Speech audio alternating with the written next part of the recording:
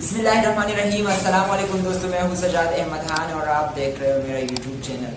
दोस्तों, आज की वीडियो में हम 11 अक्टूबर के हवाले से बात करेंगे, क्योंकि काफ़ी वक्त से हमारे पठान भाइयों के सोशल मीडिया अकाउंट्स पर एक ट्रेंड चल रहा है कि 11 अक्टूबर को हम अदालत लगाएंगे और गवर्नमेंट ऑफ पाकिस्तान से मुज़ाकिरात करेंगे। इनका मज़ीद कहना है कि अगर गवर्नमेंट ऑफ पाकिस्तान ने हमारे मुज़ाकिरात नहीं माने तो हम एक अलग रियासत बनाने का ऐलान करेंगे और उसके लिए यहाँ तक जिद्दोजहद करेंगे कि अगर हमें अपने जान भी कुर्बान करने पड़े तो कर देंगे, लेकिन पीछे नहीं हटेंगे।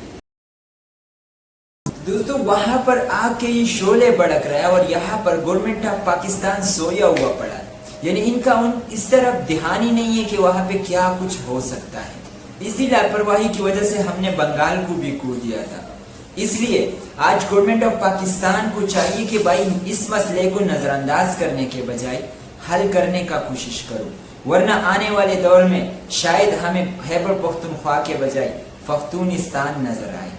लेकिन ये बात इतने आसानी से समझ नहीं आती है, क्योंकि हर कोई ये समझता है कि ये कोई बच्चों का खेल थोड़ी है, एक अलग रियासत बनाने का बात हो रहा है, तो इतने आसानी से एक रियासत कैसे बन सकता है।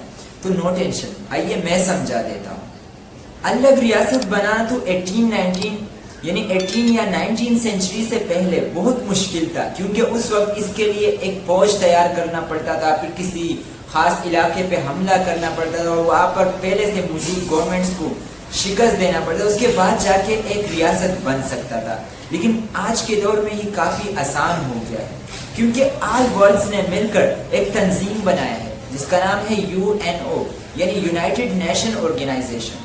यूनाइटेड नेशन ऑर्गेनाइजेशन एक ऐसा तंजीम है जो सिर्फ और सिर्फ इस तरह के प्रॉब्लम्स को सोल्व करने के लिए काम करता है। यानी जब बरसगीर को तकसीम करने का वक्त था, उस वक्त UNO आया था। यानी हमारे जो इंडिया और पाकिस्तान का तकसीम था, ये UNO ने किया था। इस तरह फलस्तीन और इसराइल का तकसीम भी UNO ने किया है। फिर तो वो अलग बात है, बाद में जंग छिड़ गई वगैरह वगैरह, लेकिन ये जो तकसीम है ये UNO ने ही किया था। इसके बाद अगर हम अपने पाकिस्तान में देखें, जब बंगाल और पाकिस्तान का मसला था, यानी मशरक़ी और मगरबी पाकिस्तान का मसला, वो भी UNO ने ही हल किया था। यानी मेरा मकसद ये है कि अगर आज गवर्नमेंट ऑफ पाकिस्तान ये समझ रहा है कि KPK का अवाम कुछ भी नहीं कर सकता है, तो ये महज बेवकूफ़ी होगी। क्योंकि अगर ये लोग उनसे मुज़ाकिरात नहीं करेंगे और उन्होंने सच में बगावत शुरू कर दी, सड़कों पे निकल आए, यानी इनकलाब के आवाज़ जिस तरह आज लगा रहे, इसको कंटिन्यू रखा और मज़ीद जोर दिया इस मसले पर, तो आपका क्या ख्याल है? UNO नहीं आएगा? शायद आ जाए, और अगर UNO आ गया तो बात हमारे कंट्रोल से बाहर चली जाएगी, फिर वो हमारे कंट्रोल में नहीं रहेगी। बिल्कुल उसी तरह जिस तरह बांग्लादेश का मसला था।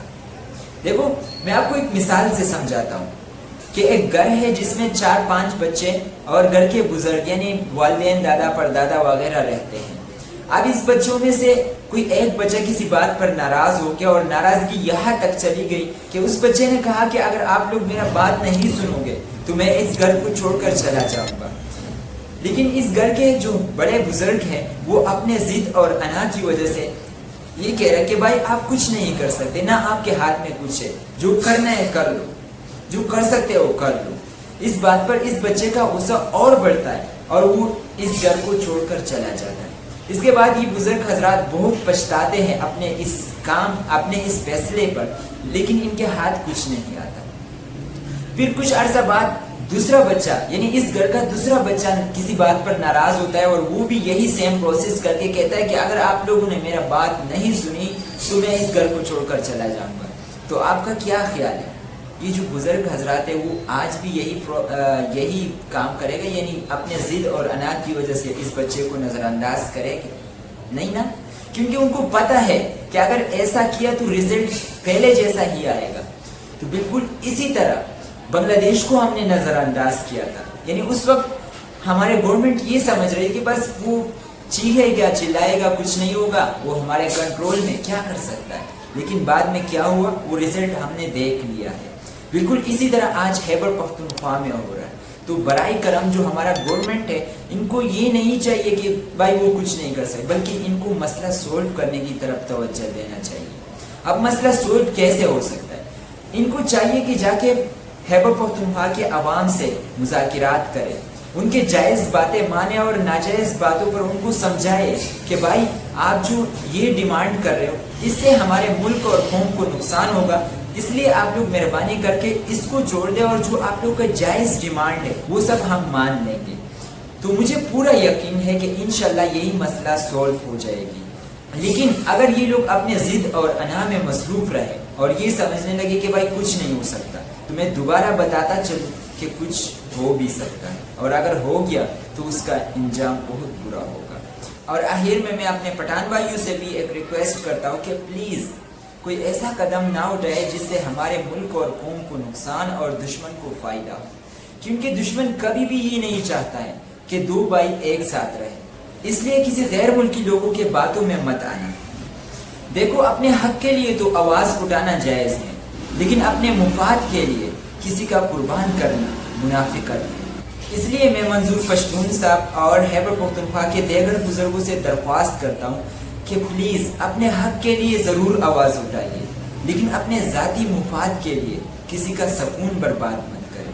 دیکھو، میرا مقصد یہ ہرگز نہیں ہے کہ آپ لوگ جو کرتے ہو یہ اپنے ذاتی مفاد کے لیے کرتے ہو، بلکہ میرا مقصد یہ ہے کہ آپ لوگ اپنے بارے میں بھی ذرا سوچیں کہ آپ لوگ جو کرتے ہو کیا یہ سچ میں حق کے لیے اور اپنے مسلمان بھائیوں کے لیے کرتے ہو، یا یہ محض اپنے اور اپنے آباء و اجداد کے نام کے لیے کرتے ہو۔ تو برائے کرم میرے باتوں کو غلط مت سمجھے، اگر میں نے کوئی ایسی بات کی ہوں جو آپ کو ناگزیر پڑی ہوں تو میں اس کے لیے معافی مانگتا ہوں۔ میرا مقصد کسی کو توڑنا یا کسی کو ناراض کرنا نہیں ہے، بلکہ میں چاہتا ہوں کہ ساری دنیا کے مسلمان متحد ہو کر ایک ہو جائے، سب ایک دوسرے کے ساتھ ملتے جلتے رہیں اور کسی کے دل میں کسی کے لیے کوئی نفرت نہ ہو۔